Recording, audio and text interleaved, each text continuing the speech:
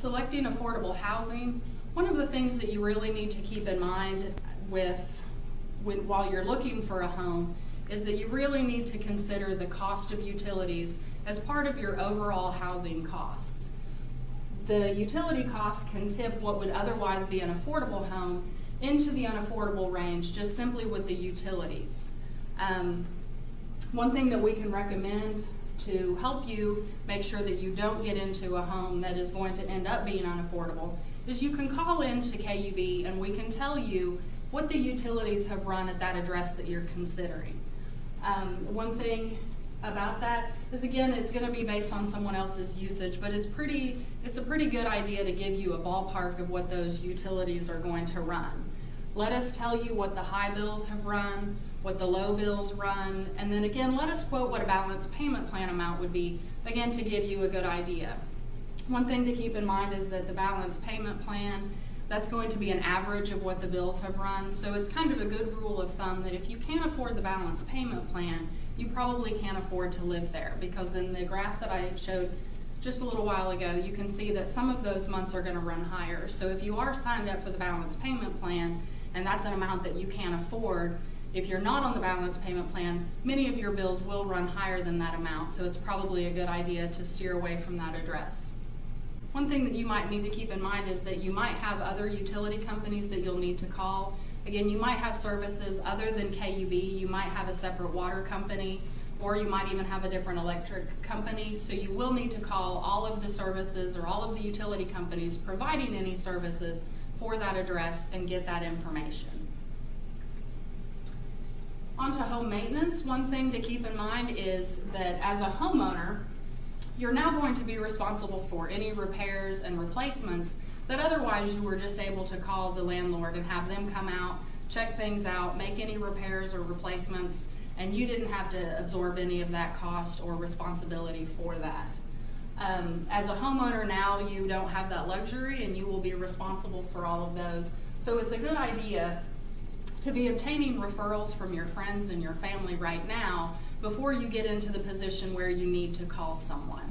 It's a good idea to ask them about who they would recommend for a plumber, for an electrician, or an HVAC or a heating and air conditioning technician, because these are the people that you might need to contact in an emergency to get something taken care of that you don't want to let go on for a long time. It's much more cost effective to get any problems or issues taken care of immediately as opposed to letting them go on.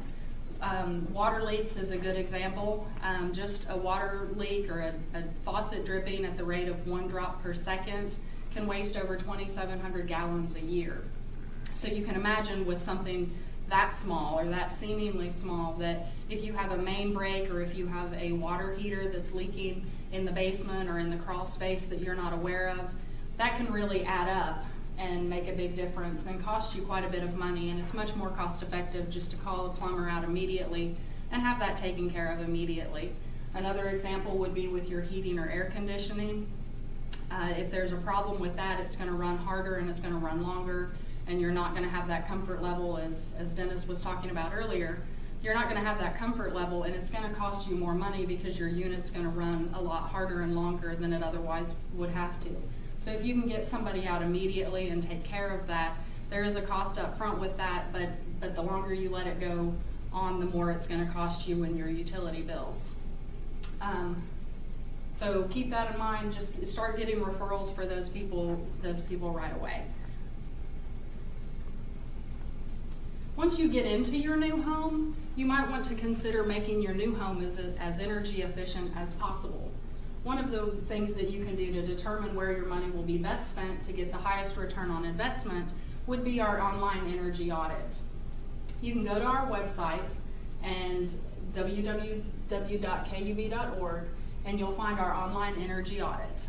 With that, what you would basically do is you would just answer some simple questions about your new home and some of your family's habits on how long you use appliances every month, and just a lot of information that's very easy to provide. And what you'll do is you'll get a report in return that's especially for your house. So it's going to be based on all of the answers that it gives you as far as where your money will be best spent to make your home more energy efficient. It'll be a report based specifically for your home and based on the answers that you provided. And again, that's free, it's online, and it doesn't take very much time, and it doesn't cost anything, but it can really give you a lot of good ideas for some simple things that you can do to your home to save you a lot of money in the long run.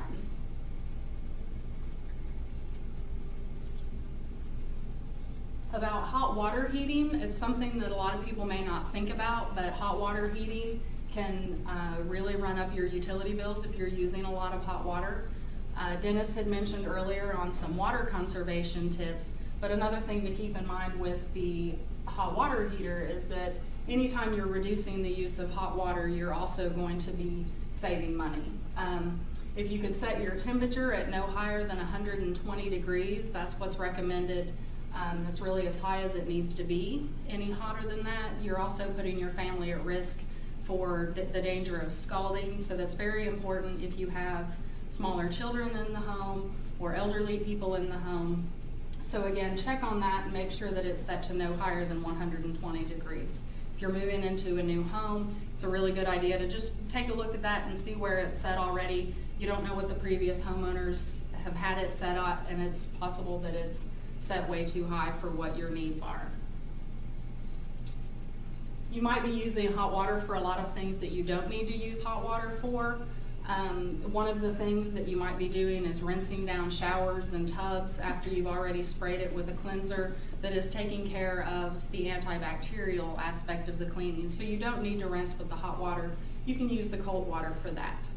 Another good idea that you can do to save both on hot water heating and on your water and wastewater bills is to reduce the use of water, period.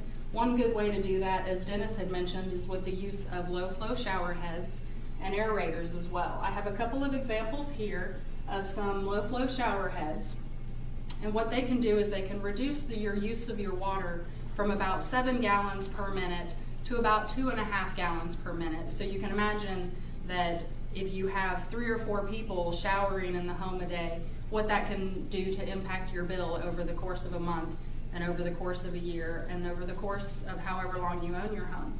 The good thing about things like this, the low flow shower head, and here's another example as well of one that you can cut the water off while you're using the shower for things like lathering, so you don't have to be using water when you don't even need to be running the water. And it keeps the temperature at the same temperature that you were at, so when you turn it back on, you don't have to fiddle to get the temperature back to where you wanted it. So that's a really nice, handy little thing. As far as the aerator too, they're just very simple little changes that you can put. You just take off the one that's there, put this on, and it can reduce the water usage down to 1.5 gallons per minute. So reducing the use of water by doing things like turning off the water when you're brushing your teeth, if you're doing things like that and changing your habits, as well as using these appliances that can make your usage more efficient when you are using the water, then you can really save a tremendous amount of money.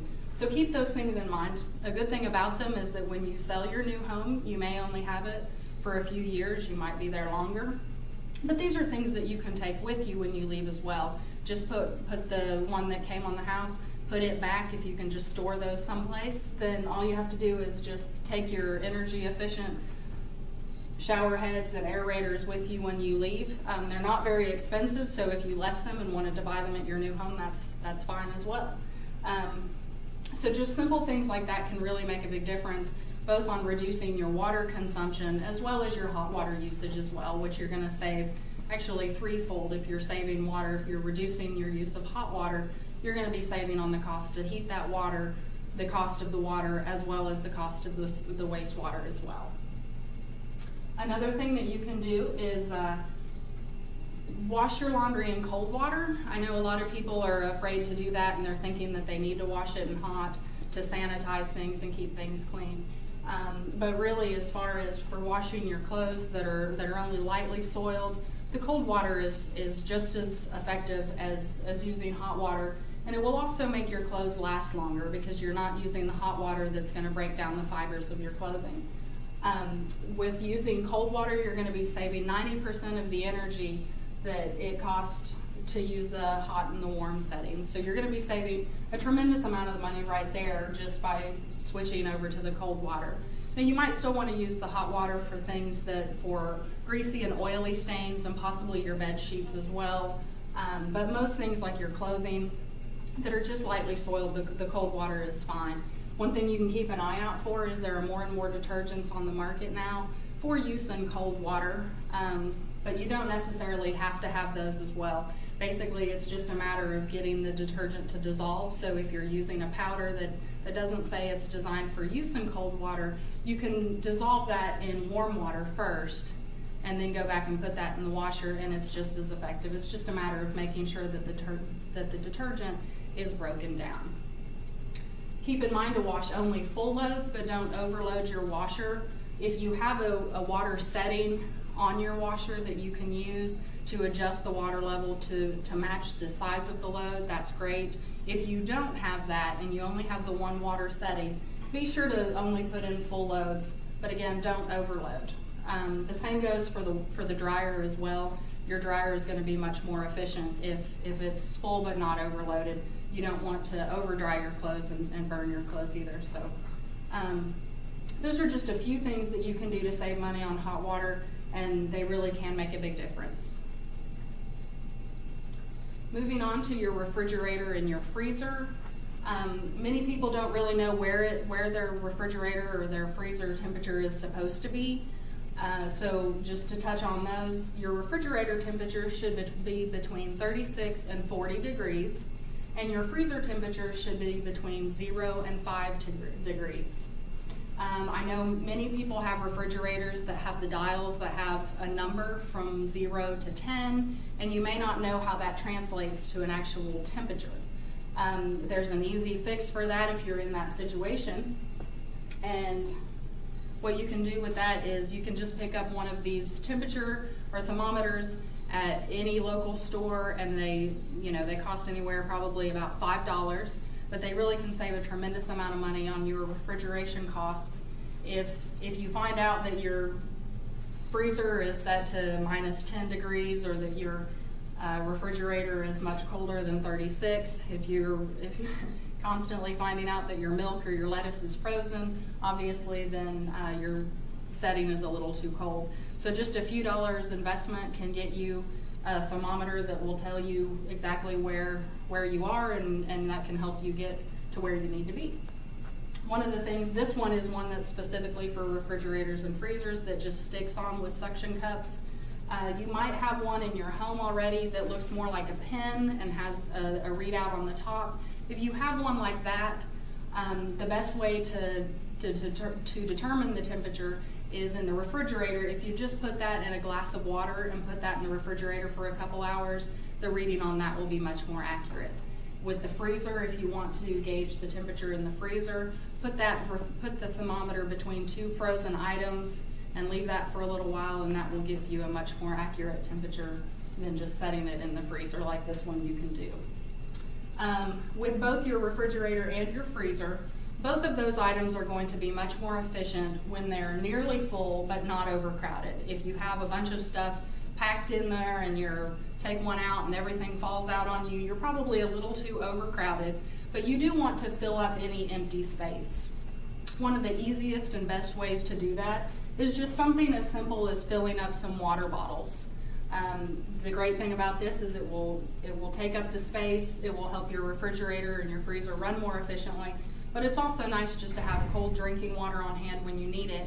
And if you're using them to fill up space in the freezer, then it's great to have these on hand as kind of little ice blocks, and they're great for putting in a cooler when you're on the go, when you're going to go tailgating, or just to a picnic and you want to throw some ice in the in the cooler. You can just throw some bottles in there. As they melt while you're on your picnic or tailgating, you have some cold water to drink as well. So it really serves twofold, and it's a very simple, easy way to save money.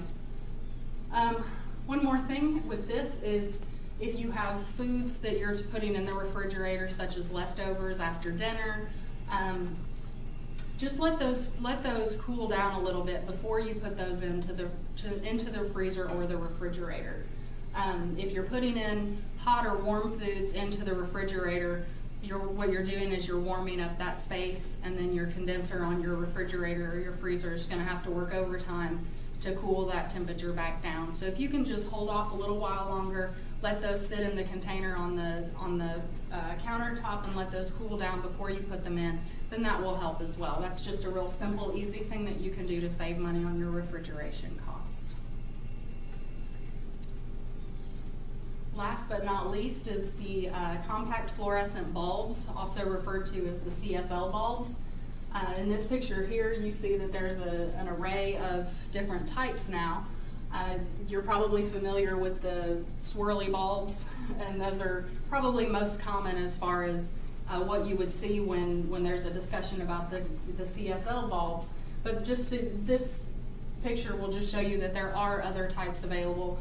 I know I'm not real thrilled about the looks of the swirly bulbs and a ceiling fan. That's not really what you want to see, especially if you're used to seeing the older incandescent bulbs. And if you like that look better, they do have bulbs that look a little bit more normal if you will.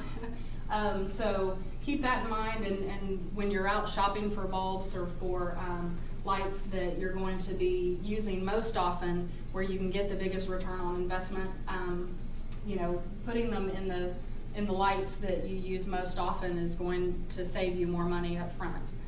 These bulbs do typically cost a little bit more up front, but again, as you can see, they last about 10 times longer than incandescent bulbs, and they use 65 to 75% less energy. So if you can only replace a few at a time, start with the lights that you use most often, and you'll see the biggest results from that. And as your other bulbs burn out, replace those with the CFL bulbs as well. One thing to keep in mind, if you're going to be using one outdoors, be sure to find one that is labeled for outdoor use. It's very important that you find the appropriate bulb for that use. And a lot of people are, for security reasons, might want to put a bulb outside that they leave burning all of the time. And the best way to do that is with the CFL bulbs, because again, you are going to be using 65 to 75% less energy. So that's an excellent choice for an outdoor light, or one that you leave on all the time. As far as any additional energy saving tips, if you are in the class, one of your handouts would be the tips for managing your utility bills. And this sheet was set up and designed for just to give you some ideas of some low cost and some no cost energy saving tips that are really easy to do.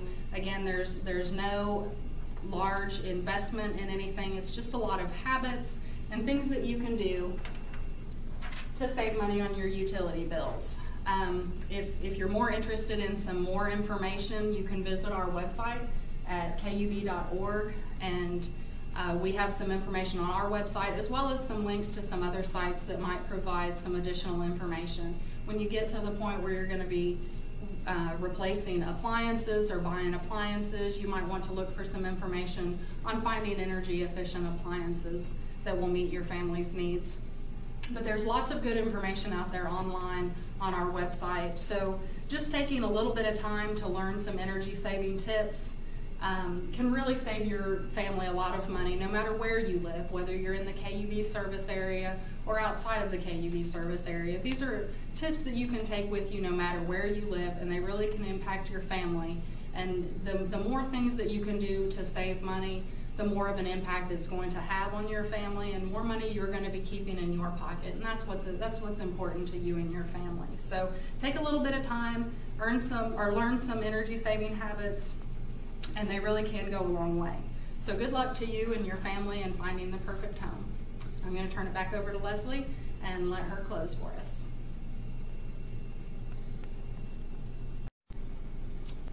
We hope this presentation gives you the foundation and information you need for the understanding of utility usage and costs.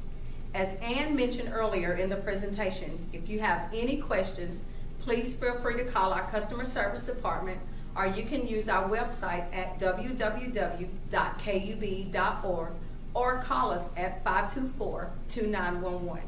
Congratulations and happy house hunting.